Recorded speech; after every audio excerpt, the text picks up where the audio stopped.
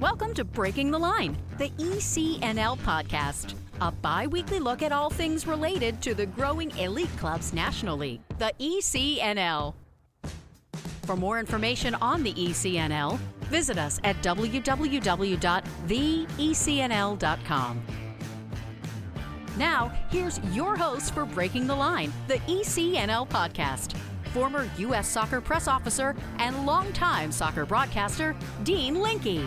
I am Dean Linke, proud to host Breaking the Line, the ECNL Podcast. And as we follow soccer, we see so many sisters having great success, sometimes on the same team, sometimes on different teams, all of them having spent time in the ECNL. Today's guests are an example of that. Let's learn more from both of them. Hi, this is Tess Boade, forward for the NWSL North Carolina Courage, former player at Duke University, and I am proud to say I played in the ECNL for both Colorado Rush and Real Colorado. And this is Tess's younger sister, Meg, now a member of the Northwestern women's soccer team and former member of the ECNL Real Colorado. Join my sister Meg and I on this week's edition of Breaking the Line, the ECNL podcast, as we go down memory lane with Dean Linke and talk about how the ECNL prepared both of us for the college and the professional game. Tess Boade just scored a wonderful goal for the North Carolina Courage, and Meg Boade has been named to the preseason Mac Herman watch list as a star player for the Northwestern women's soccer team. Tess Boade, Meg Boade, featured this week on Breaking the Line, the ECNL podcast. As the game continues to evolve in the United States, the ECNL remains the standard of excellence in youth soccer. The Elite Clubs National League has grown to include over 200 clubs and nearly 50,000 players across the country, with a robust competition platform for teams, educational resources for coaches and clubs, and unparalleled identification and development opportunities for players. Alongside its member clubs, collaborating to create a better future, the ECNL continues to raise the game every day. The ECNL is more than a league. Welcome back to Breaking the Line, the ECNL podcast. Once again, here's Dean.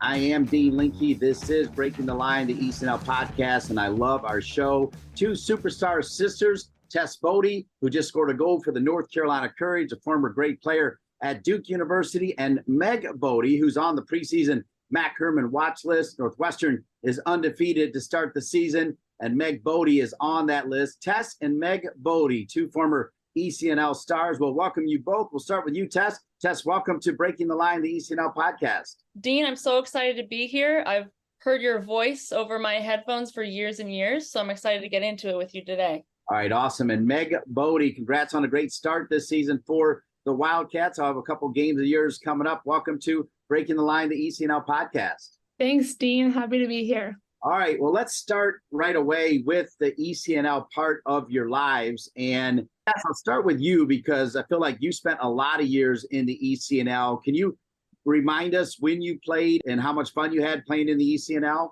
Yeah, so I spent probably 5 years or so playing the ECNL, and I just remember this was before there was even girls DA. So I remember we all, as a family of two women soccer players, loved ECNL because they really took it on themselves to create and cultivate this competitive, challenging league for the girls across the nation.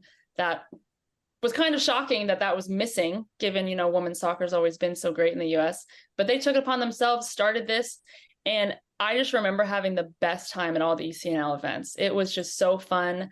I think my senior year, I actually ended up doing a ECNL Best 11 trip, and we went to New York. I met so many people there. So many of them still play, and it was a really life-changing experience. Wow, that is a great answer. And Meg, I know that the DA was in play a little bit during your time, but this is the ECNL podcast, so we're going to put the spotlight on your time in the ECNL.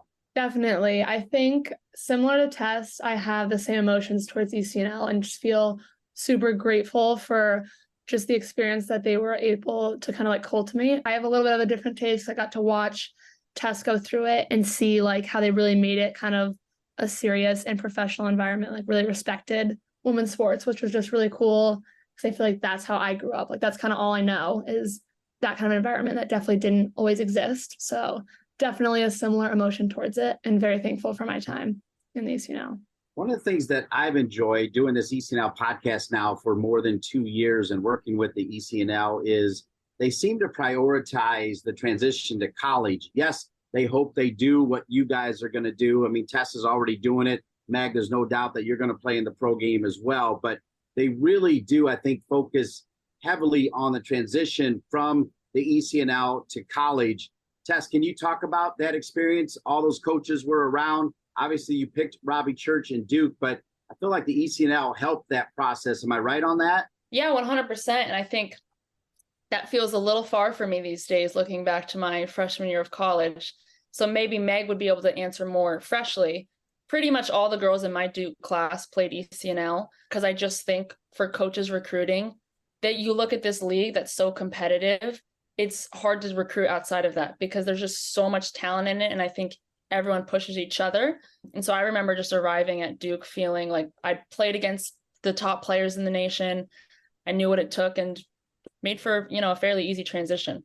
Meg? Tess covered it pretty well, but kind of just adding on to that, there's always a big fear about like stepping into a new environment that it's going to be a lot more challenging. Kind of like that's what you're always told when you're in club, like college is just such a step up. Like it's a really big transition. It's really different.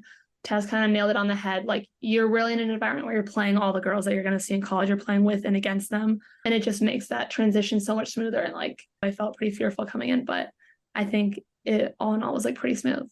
Here with the Boade sisters, Tess and Meg Boade, two superstars in the game, and they're on the ECNL podcast. And let's get to know the Boade family a little bit better. I just called a game with Tess, which was an honor at Duke. Totally cool. And obviously learned the ties to Colorado, where I lived not once but twice. Love it out there. Colorado has been a factory for the top women's players in the game for years, even before you were born, going back to my days as April Heinrichs came from Littleton, Colorado, and she was one of the original pioneers. But talk about your family a little bit, Tess and Meg. I'm now LinkedIn friends with your mom, who I think was a star she did something at Columbia, really impressive. But talk a little bit about growing up in Colorado and what that was like. So both our parents, both very athletic, but never did soccer. So my mom she played basketball in college. And then we've got a brother. He's 3 years older than me. So we're all 3 years apart. I'm in the middle. And he was a big soccer guy too. So we kind of forced our parents to love soccer and they just fell in love with it pretty immediately. For me, for sure, like from the time I was like really like out of the womb, my mom was like coaching both my siblings' teams. And they like always tell stories of how I would just be like on my mom's hip and like balls would be like missing my head, like as like I was like a 3-year-old maybe on the field. So I really just like grew up in that environment. But I think our parents did a great job, like since they didn't really have like that soccer background, in getting us in lots of sports. So we both like grew up playing basketball like pretty seriously. Tess stuck with it all the way through high school, and I ended up having to stop for DA. And we both ran track all the way through high school, and I think that like really was, I guess for me, Tess, you can speak for yourself, but really impactful. And I feel like I still feel like aspects of basketball like in my soccer game, or like things I took from track, like fitness or just mentality about like nutrition and how to take care of your body, kind of like bleeding into my soccer life. I like that part of it, Tess. I love basketball. I call a ton of basketball, and I do think that basketball does translate well over to soccer. Tell me about your basketball career, Tess. Yeah, so I was fortunate enough that we didn't have rules against like other sports and like length of season. So my whole high school career, I actually got to play basketball, and Meg's career got cut short because she was kind of forced to quit. So she probably would have had a similar career in the end. We went to a pretty good high school basketball school. We actually 3-time state champs. So it was a pretty fun experience. But yeah, we were both point guards. And I think both of us have good vision, I would say, as a part of our skill set on the ball. And it's totally basketball. Like our mom always loves to remind us of that, just like seeing the field as like a court and just finding all that vision. So yeah, we definitely, I think, are fortunate that our parents pushed all the sports. And I think a lot of kids nowadays kind of pick one sport, which seems to be more the MO, which wasn't ours. And I think we're both very fortunate for that. Well, let's drop names. Let's make sure we get the name of that high school. 3-time state champion in basketball. That's awesome. What was the name of your high school, and who was your basketball coach, Tess? Valor Christian High School. and Jessica Caldwell, and she was Coach Jess. So she played basketball at Baylor and then pro for a little bit. So she's definitely the real deal. Let's keep going with coaches. We dropped names on Breaking the Line, the ECNL podcast. Meg, I want to go back to you. I know you didn't spend as long a time in the ECNL, but when you did, who were some coaches that you remember? So when I was actually in the ECNL, my coach was Jared, and then Lauren Donaldson, Jared Spires, sorry, didn't get the last name in there. But then Lauren Donaldson, who I know you just had on a podcast recently, he really just like changed my whole way I approached soccer and saw soccer. He's definitely like one of the most impactful people when I look back over my career, really showing like females how like it's okay to like be passionate and like care about soccer, and really like brings out the best in everybody, and like it's okay to kind of like show that emotion and like pursue something like fully and like all of yourself, which is a really cool kind of thing that he brings out. I feel like is missing sometimes for females. So phenomenal. How about you, Tess? Who was your ECNL coaches? So I actually had probably a little more than Meg, just because I changed clubs and then also was in it longer. I had Lauren Donaldson actually for 1 year as well, and also fantastic things to say about him. And then at Rush, Colorado Rush, I had Wes Hart, who's now Alabama coach, who is one of the best coaches I have ever had, just person, coach, everything. Devin Barclay, who he now works at Nike. He's actually left the game of soccer. Well, he actually controls the Nike soccer contract, so he hasn't left it fully. But he was also similar to what Meg was saying about one of the most influential coaches. Devin Barclay, I was 14 years old, and I still just credit him with pretty much most of my success. I mean, it's so funny. At the young age, coaches can have such impact on you. All right, awesome. We're here with Meg Boade and Tess Boade. We're going to take our first break. We got one more break to come after that. The Boade sisters on this week's edition of Breaking the Line, the ECNL Podcast. Nike is a proud sponsor of ECNL Girls. Nothing can stop what we can do together to bring positive change to our communities. You can't stop sport, because hashtag you can't stop our voices. Follow Nike on Instagram, Facebook, and Twitter. Hudl is a proud partner of Breaking the Line, the ECNL podcast. Hudl's powerful yet intuitive solutions make it easy for coaches and athletes to be at their best. And now it's more affordable than ever. All ECNL clubs can get 25% off on Hudl and Hudl Assist, the game breakdown solution. Clubs of 10 teams or more can take advantage of the exclusive ECNL club package pricing. This bundle includes Hudl and Hudl Assist for every team and makes your club eligible for Hudl Focus Flex, the all-new portable smart camera with full Hudl integration at one affordable price. You can bring the best end-to-end performance analysis platform for soccer today. Just go to hudl.com/pricing/ECNL. That's Hudl, HUDL.com/pricing/ECNL. Soccer.com is proud to partner with the ECNL to support the continued development of soccer in the U.S. at the highest levels. We've been delivering quality soccer equipment and apparel to players, fans, and coaches since 1984. Living and breathing the beautiful game ourselves, our goal at Soccer.com is to inspire you to play better, cheer louder, and have more fun. Visit Soccer.com today to check out our unmatched selection of gear, expert advice, and stories of greatness at every level of the game. Welcome back to Breaking the Line, the ECNL Podcast. Honored to be joined by Tess Boade, now playing for the North Carolina Courage. She scored a big goal the other day against the Chicago Red Stars. And Meg Boade, who's part of the Northwestern Wildcats at the time of this recording, has her team already with 3 wins and 1 tie. And it's great to have both Tess and Meg. Meg, let's go back to the recruiting process, because you saw your sister go to Duke. When you started to attack the recruiting process, what was about Northwestern that kind of tipped you to go with the Wildcats? And I would love to know if you would share what was team number 2 and number 3 looking on the outside, wanting to get your services. That's a great question. The recruiting process for me, it was honestly pretty long. I started kind of talking to schools and like that whole process right after my 8th grade year going into my freshman year. Started with Duke, of course. honestly took Duke like all the way through. I would say they were probably my number 2. And I have like could not say a bad thing about Duke. I saw how good it was for my sister, but obviously kind of took a different path for myself and kind of wanted to do something a little bit on my own, which is a reason Northwestern was just so attractive. I think our family definitely prioritizes education. So that was a huge thing for me looking at schools, just finding a place I could fully like pursue myself academically, but also be in a Power 5 conference. Our parents always say like something like influence through excellence, and like a big thing like Northwestern, I feel like kind of embodies that, like both on academics and in soccer. So I feel like they kind of nailed that on the head for me with that. And then being here, just like being able to hang out with the girls was just like the team culture. I think a lot of people who transfer here will say that too, is kind of just unparalleled. So I think that was something that really drew me in. But definitely Duke was a number 2 for me. A number 3, I feel like I really got down to those 2 at the end. So I think it's hard for me to probably. You've had a lot of those Ivies too. I talked a lot with the Ivies for sure. Notre Dame was up there at the end. I was talking with them.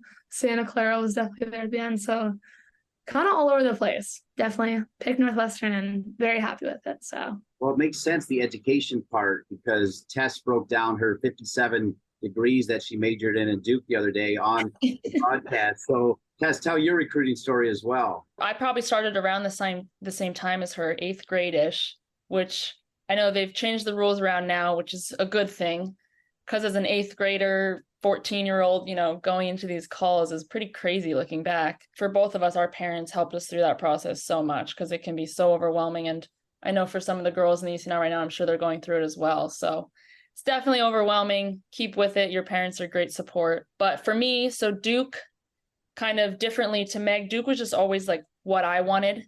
So everything in my recruiting process was about how can I finally get Robbie Church to give me an offer? So, I mean, I had like a couple schools kind of in the peripheral, but to be honest, it was always about trying to get that Duke offer. And the second he offered it, I accepted it pretty much immediately. My parents were like, oh, we're not going to talk about this. And I was like, no, I am going here. So it was probably a little bit of a different story for me than maybe some other girls, just because I always wanted to go to Duke since I think I was about 12 or so, which definitely stemmed from our basketball background. Our family was big Duke basketball fans. My brother was obsessed. And I'm sure I just early on had some younger sister like, oh, my brother loves Duke, I love Duke. And then it just kind of grew from there. I already mentioned your mom, Ellen, who I guess played basketball at Columbia. Is that right? Yeah, correct. Incredible. So she's like the rest of you, a slacker. Obviously, I'm kidding. You love that word. What about your dad? Where did he go to school? Our dad, definitely a little bit different path. He didn't actually play any sports in college, but he went to Oklahoma and then went to grad school at Wharton. That's where he met my mom. Let's dive a little bit deeper in that, because what does your mom do now? I mean, her resume looks so impressive on LinkedIn. I was honored that she reached out. I saw Columbia. One of my good friends, Sunil Galati, teaches at Columbia. My best friend's son plays baseball at Columbia. So mad respect for Columbia. But what does your mom do? Yeah, so she's an executive recruiter. She took about 20 years off of work to raise us. So she kind of finished grad school, and her and my dad both got some awesome, stellar jobs. We were actually all born in Dallas. So at the time we lived in Texas. My brother, pretty early into his life, about a year or two old, he got diagnosed with diabetes, and it became a pretty all-encompassing thing for my mom. So she ended up stepping away from work. And for pretty much the next 20 years or so, wouldn't you say, Meg, about 20 years, she halted work. And then it's just been so impressive to watch her go back. And the workforce is a competitive area, and she's just been the super mom going in and making a comeback. So yeah, she works for Korn Ferry now, which is a pretty large national corporation that does executive recruiting. She loves what she does. She's so good at it. It's hilarious. Like, we always laugh. She could talk to a pole. I mean, she's just the best at that job. It's awesome. And Meg, what's your dad do? His whole life has kind of been like an entrepreneur. So right now he's the CEO of, it's a bus parts company, which is kind of not something particular that he's interested in, but he got the company maybe 20 years ago or so, really when I was pretty young. They were in kind of bankruptcy. So that's kind of his thing, pulling companies out of bankruptcy. So his company's based in Reading, Pennsylvania, so kind of far away from us. So he spends a lot of time kind of commuting back and forth, but makes big efforts to make pit stops at all of our games. Let's dive deeper into education. And obviously I was kidding about Tess, but she did major in a lot of things we'll get to in a moment. But we'll start with you, Meg. What are you majoring in at Northwestern? So I actually have switched my major a couple of times. I started pre-med like Tess, and I'm majoring in economics and then minoring in business and institution processes. She just did an internship too last quarter. Mm-hmm. Yeah, I had like a consulting internship in Chicago, which was fun. Northwestern does like you can do an internship instead of classes for 1 quarter. So took advantage of that. It was pretty cool. You want to plug the company you did the internship with? HBR Consulting. It was consulting for like legal industry. So for like law firms, it was cool. And then Tess, tell me all your majors at Duke, please. So I was pre-med and I was an international studies major and then chemistry minor, kind of all over the place. When did you realize, Tess, that, hey, I've got an avenue here. I can live my dream for a little while and play pro soccer? Honestly, full disclosure, pretty much the night I got drafted. So they changed the rules my year, pretty much the day of the draft, because so many people opted to take 5th years. They had enough numbers for the draft, but not really enough talent that had signed up that year. So they changed it so that pretty much anyone who had exhausted 3 years of eligibility could get drafted, even if you didn't put your name in. So the day of the draft, I get this call that Gotham FC's formerly Sky Blue, was thinking about drafting me. And I was kind of like, oh, like, okay, like I'm not sure I'm really going to go pro. I might go for a couple years, but like, I'm really in this pre-med mode.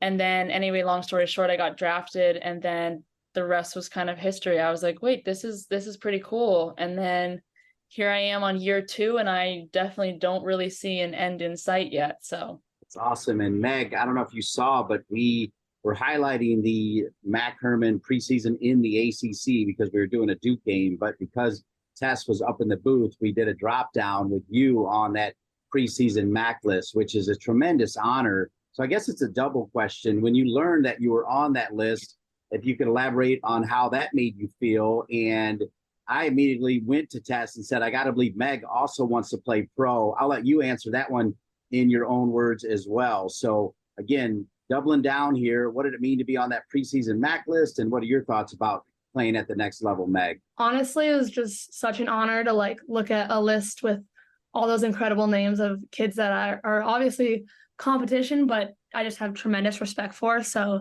to see my name next to some of those kids was just pretty cool. We've been pretty like all eyes on just like Northwestern in our season. So it feels cool, but I think the most important thing is definitely like we're not satisfied with how we finished last year. And so it's cool, but it feels kind of like a side thing as we have like a mission this year. Like we have something to prove. I think I was probably on the fence about pro before Tess went. And I think seeing her journey and just like how much she loves it and obviously still a job, but a really cool job. Definitely have like seen the cool sides of it and how it's something I really want to pursue. I don't know what the whole timeline will look like for me on that, but definitely a dream of mine and hopefully something that I can try to go and accomplish. All right, before we push to our last segment with the talented Boade sisters, Tess and Meg, just delighted to have both of you on this week's edition of Breaking the Line, the ECNL podcast. Just kind of universally, the impact that women's soccer is having right now on the world after the World Cup. The Euros were incredible. The NWSL has straightened out, quite a few things. The pay equity is now working with U.S. soccer. I mean, just so many bright lights, and you guys are right in the middle of it at such a young age. We'll start with you, Tess. We talked about it during that broadcast of the Duke Southern Cal game, but right now the women's soccer game's never been bigger and better. Your thoughts on that? I can't remember if I said this or not to you, but it's definitely been one of my MOs lately that it is such a fun time to be a woman in sports, specifically soccer. It is so fun. I mean, we're getting to firsthand witness the growth of it. Like I look at some of the games I've had this year at LA, Portland, San Diego, Kansas City. They are filling their stadiums between 15 and 27,000 fans. And it's just funny to look back at like our Real Colorado days, our Rush ECNL days. We'd have a lot of family and stuff at the games, and we loved soccer, and it was so awesome what ECNL was putting on for us. But even the stage that it would grow into in 5-10 years was, I mean, I think unimaginable. So it has been so fun to watch all of that. And I think it's still on the up and come, still growing.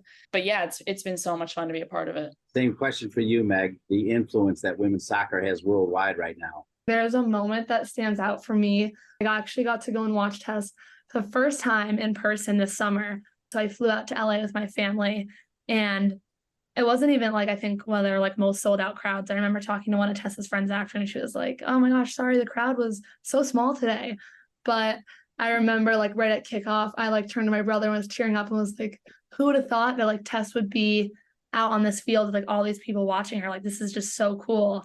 Definitely same for Tess, as she was kind of saying, like, it kind of was just like hard to even like think that that could happen for females. And so to be witnessing it firsthand is just honestly like incredible. It's really cool. Both are great storytellers. I'm loving our time on this Breaking the Line, the ECNL podcast with Tess Boade, with Meg Boade. One more break to pay the bills, and we'll come back with one final segment with the Boade sisters right here on Breaking the Line, the ECNL podcast.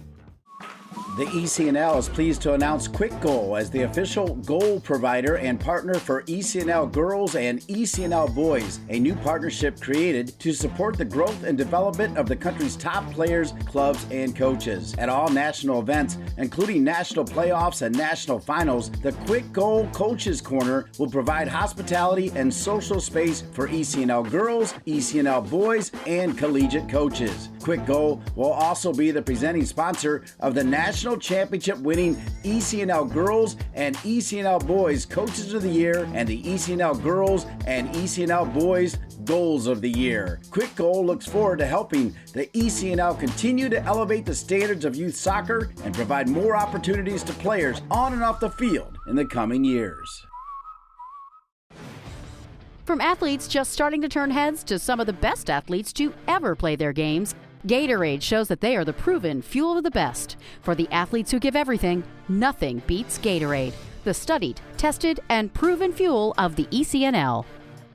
Welcome back to Breaking the Line, the ECNL podcast. What a fun show it's been for me to spend time with the talented Tess Boade and Meg Boade. Tess Boade now starring for the North Carolina Courage, just scored a big goal against the Chicago Red Stars, and Meg Boade has got a goal and 4 assists already in just 4 games for the undefeated Northwestern Wildcats. And when we went to break, I did give them the warning that if you listen to my podcast, I love going down memory lane. It's memory and mentors. You guys already hit a lot of your mentors and your coaches, which was great. I do appreciate that. But now your best memory. So in youth soccer, before you made the step to the ECNL, which obviously helped you get to the next level, your greatest youth soccer memory. Tess, only because you're older, we'll start with you and give Meg a little bit more time. Your best youth soccer memory pre-ECNL. All right. Well, we were actually just talking about this, so I hope I don't steal her answer. It would definitely be this program called The Center. I was 6th grade, I think, when I started doing it, so I don't know how old you were, Meg, but it was a before-school program that Colorado Rush put on, and it was a training every morning at about 7 a.m., and it'd be for an hour. And it was, when I look back, for sure my favorite memory of youth soccer. I mean, it was, we would go every day. We got to miss school for it. It like counted for a gym credit or something. And I think that was the moment that we noticed our game changed, and we just got that extra hour in every day. And I mean, players that were out there with us were like Lindsay Horan, Jordan DiBiase, who plays for Racing Louisville. Like we could keep going on all these lists of people that were out there at these, just because of that hotbed we talked about in Colorado. When I look back on youth soccer, that's for sure one of my favorite memories, even though sometimes when our mom would come in to wake us up at 6:15 a.m., and it was, 10 degrees outside because we were in Colorado, we'd be like, no. But I look back on that, and that was just the best time ever. You took mine, which is fine. No. But I think mine is definitely like when I was pretty little, and it's maybe not like one moment, but Tess and I were also talking about this before we hopped on this. We used to, my brother, sister, and I, and both my parents would all go out with like 5 or 6 balls from like the Target down the street, like just like $10 balls, like super low quality, and would just like go out, and my brother and sister would set up all these drills. And the only reason I would really go was to like hang out with my siblings. So I thought they were so cool. And I think like it was in those like moments where I kind of fell in love with soccer. And it's so silly, but just like being together as a family and like pursuing that is honestly, where I feel like it all kind of started, which is funny, but. Oh, there's nothing silly at all. Tess, your answers are great, but Meg's answers are deep. I like it. Tess, you got to be impressed, no? Meg's impressing me. She's killing this. I mean, really. Just leave the mic for her. Yeah. We'll go back to you, Tess. You've got a longer range to pick from, but your greatest memory playing in the ECNL. Yeah, I mean, I mentioned it earlier. I guess this was in my junior, senior of high school. I can't really remember, but we went and did this. It was like a top 100 ECNL camp, and it was at the Nike headquarters. And it was just an experience unlike any other. Kobe Bryant came to speak to us. They put on a show. I mean, ECNL really, it was amazing. And then from that camp, they picked like a best 11, and we flew straight from there to New York. And we went to a Bayern Munich Real Madrid game. And we got to meet the players. We got to go on the field. And it was all funded and hosted by ECNL. It was so cool. Yeah. Great answer. Meg, you have a smaller window, but your greatest memory during your ECNL time? Probably not as cool as Kobe Bryant coming and talking to me, but I can still remember I think it was our first showcase, and we were in Arizona. And I just remember pulling up with my team, and like up until that point, like before you do ECNL, you play like in front of your parents, and like some of your like friends from school might come watch or something, but really just like kind of like local. And at our first game, I remember the whole sideline just like being lined with all the college coaches. And it was just like looking down at like, whoa, like our dreams are like going to come true. This is so cool. Like we're going to play in college. And it kind of like, I was like 13 or 14, so obviously it was very far away, but like it was kind of the first time like playing for something other than like your parents on the sideline, which was just a really cool feeling. Tess Boade, Meg Boade. All right, let's move to the college game. I mentioned it during the broadcast, Tess. You, I think, were really right in the middle of what has made me say Duke's a perennial power. And you played a key role in that, and I'm saying that in a non-sycophantic way. You were a great player. I called some of your games. Now you continue to develop with the North Carolina Courage. That's going to be hard because you guys won a lot of games, but what's your greatest memory playing for Robbie Church and the Duke Blue Devils? See, it's funny because it's actually an easy answer for me. So my 5th year against UNC, at UNC, who, I mean, I don't even need to go into the rivalry there. We all know. In my career, we'd always tied them. We lost them once, and then we tied all the way through. And then this game, we won 1-0. And it was like a sold out crowd. I think we might have been the 1 and 2 team at the time in the nation. It was like a very big game. And we ended up winning at their stadium. And I scored the goal, which is funny because it was probably one of the easiest goals I've scored. It was a end line tap in. But it's just, I remember that moment still. It was amazing. Awesome. I remember seeing the pictures of that game, and there was not a seat open. It was standing room only. Yeah. Yeah. It was one of the coolest crowds I've played for pre-professional. So it was awesome. Electric. That's a good one. And Meg, listen, you're still creating memories, and I love the fact that you're uber focused on this year, even during this podcast, focused on the Northwestern Wildcats, not even thinking about the next step. I think that was an admirable answer earlier, but so far, your greatest memory for the Northwestern Wildcats? I hate to say it because she's gone now, but it's about Rowan Lappy. So last year, we obviously, coming in weren't like, no one was expecting much of us. I think we were ranked 11th in the Big Ten. So obviously not even like touching the rankings nationally. But I think we all had like this inner sense of like, we're going to do something this year. Like, this is our year. That kind of started like when season ended the year before. So it was kind of a whole year pursuit. And we got up to play Stanford, who was ranked, I want to say they were ranked 6th when we played them. And we were still totally unranked. Like, we had won most of our games leading up to, I think we lost one game. But heading into it, like, I just remember the night before, everyone was like, we're about to like say something, like Northwestern's about to say something. And we ended up going in, and our center forward, like Rachel Carmen's got fouled in the box, got a PK, and Rowan stepped up and just like knocked it. And we went away with a 1-0 win. But like the feeling of like that night, like under the lights, all our fans there, was just like one of the coolest feelings of like, we just like did something, and like, it's just the beginning. So it's a really cool feeling. I called that game. I remember that. Yeah, I was going to say, I heard your voice on the announcement. Did you? I called that game. And then afterwards, I looked right in the camera and said, Rowan Lappy, you're a baller, which leads me, I mean, Meg, I'm going to have the game Penn State at Northwestern. Obviously, sometimes people want to go home. She's from Pennsylvania, so I'm thinking that was the main reason. But that's going to be a big game, right? With Rowan on the other team, and I'll be calling that game on the Big Ten Network. Yeah, definitely. I think no hard feelings. We all still love Rowan and wish the best for her. And Penn, don't wish the best for Penn State. Actually, let me be careful. I don't want to say that, but definitely wish the best for her. And she was awesome for us. So it'll be a fun game. I'm glad that you also mentioned that Kobe Bryant spoke at your event, Tess. On this podcast, we've had Grant Hill, one of the greatest players that played for Duke. He's got a daughter that's big into ECNL and will definitely play at the next level. And it kind of ties back to what you both said, how basketball helped you prepare. But having Grant Hill on was pretty cool because he's one of so many great players at Duke. That'd be cool for you to be around all those great players. So Grant Hill actually has a pretty big tie to Duke women's soccer. He would come to a bunch of our games, and he every year we'd auction off our breast cancer jerseys, and he bought all of ours for thousands of dollars, and all the money goes to obviously breast cancer. But so I mean, not friendly with Grant Hill, but if I saw him around, he knows all the Duke soccer girls, so he's a legend. Incredible. And then Meg, when I think of Northwestern, I also call women's lacrosse.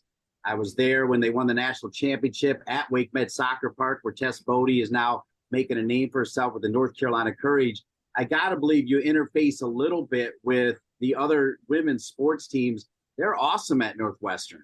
Definitely, yeah. I think that's one of the coolest parts about Northwestern is just how successful our women's sports are. Both our lacrosse team and our field hockey, and so many other women's sports I could talk about that are doing just as well. But I think field hockey was national champs 2 years ago. And then last year, obviously, lacrosse, like you said. But just being surrounded by so many just awesome females who are so talented at what they do and pursuing things at the highest level it's honestly so inspiring to just get to be around people like that all the time. It's really cool. All right, just two more questions for Tess Boade and Meg Boade. This has been a great edition of Breaking the Line, the ECNL podcast. And to be fair, I feel like I could talk to both of you forever.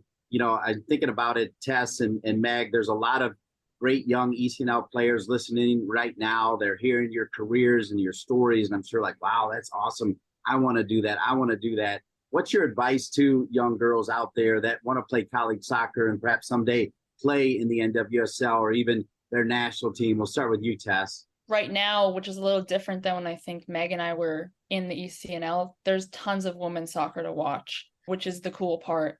And I think there's a lot more kind of opportunity for learning in that sense. I think Meg and I both have really fallen in love with watching the game and studying the game in our last few years, just as there's way more women's soccer coverage. So, I mean, my advice would be to take advantage of that. I think there's so many, whether it's college, professional, the World Cup, Spain, Japan, whatever country it is, there's places to watch women's soccer. And I think if you're looking for a place to find some inspiration, I think you can definitely find it. So that would be kind of my big piece of advice. For me is probably that there's not one set path on how to get anywhere that you want to be. I think committing to Northwestern, we definitely weren't ranked super high when I came here. And I think a lot of people probably are be pretty hard to go do a lot, just like that or something. But I think Northwestern has totally transformed the kind of player I am and made me so much better. And I think there's just not one set path on how to get somewhere you want to go. There's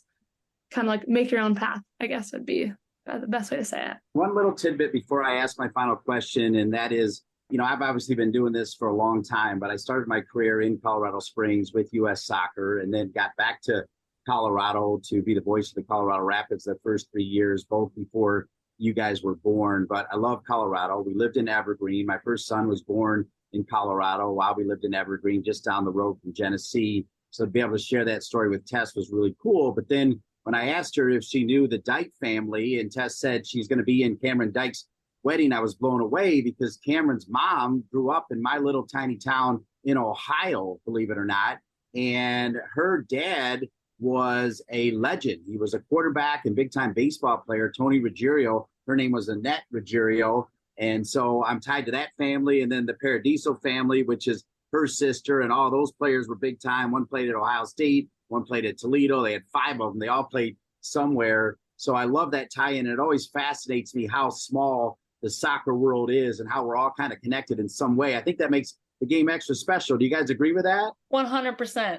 It's crazy how small the soccer world is. Even like now, I'll just meet people who are like tied to Tess or tied to like someone back home or my coach or something. It's so fun. Just like everywhere you go, you know somebody, know someone you know. Well, this is kind of our last word time, and usually it's propping up the ECNL, which I think is easy to prop up. And I know, Tess, you spent more time than Meg, but just in your own words, as we say goodbye, when you think about the ECNL and what it has meant to you and your development and where you are today, can you put that into words? Honestly, all this success that women's soccer has been finding lately started with the ECNL. I mean, that was the first push for a woman-organized, woman-led, promoting women, or I guess girls promoting girls. So women promoting girls. And they led this charge. And I think they still have a big foothold in this whole process. I know I owe so much of my success and career to ECNL. I think Meg probably feels similar. They were the first to do it. Mm-hmm. It like led the girls who are now like leading the way for women's soccer, and they led them when they were little and didn't know that could even exist. So I think like just a lot of credit to them. So great that you both spent some time with Lauren Donaldson. You're right. I had him on the United Soccer Coaches podcast last week, and he's such an inspiring man, somebody that I've known for 30 years and continues to do great things. The Boade sisters continue to do great things. I can't wait, as I'll have Meg Boade twice, October 5th, Northwestern at Wisconsin, 8 o'clock on the Big Ten Network. And then October 15th, Penn State at Northwestern at 3 o'clock. And I'll have the Courage on Saturday night on Valley Sports South as they take on Gotham as well. So I'll get a whole lot of Boade love in there for sure, and a whole lot of Boade love on this week's edition of Breaking the Line, the ECNL podcast. Tess Boade, it was so fun to call that game with you. Even more fun to see you score that goal almost days after. Thanks for being on, Tess. Dean, thank you so much. I love working with you. And Meg Boade, I'm so proud of your mission there at Northwestern. I think it's going to be a big season, one where perhaps we'll see you in the Big Ten Tournament Championship game, a game that I'll also be calling. Meg Boade, good luck with Coach Moynihan and the Wildcats. Thanks, Dean. Nice to meet you finally face-to-face. Tess Boade, Meg Boade, two superstar Boades. That's our edition this week of Breaking the Line, the ECNL podcast. I want to thank each and everybody out there in the ECNL. Also want to thank our producer, Colin Thrash. We'll see you in 2 weeks for another edition of Breaking the Line, the ECNL podcast. Thanks for listening to Breaking the Line, the ECNL podcast. For more information on the ECNL, visit us at www.theecnl.com. And if you have a suggestion for the show or a great idea for a guest, please email us at info@theecnl.com. Breaking the Line, the ECNL podcast is an ECNL production. ECNL, more than a league.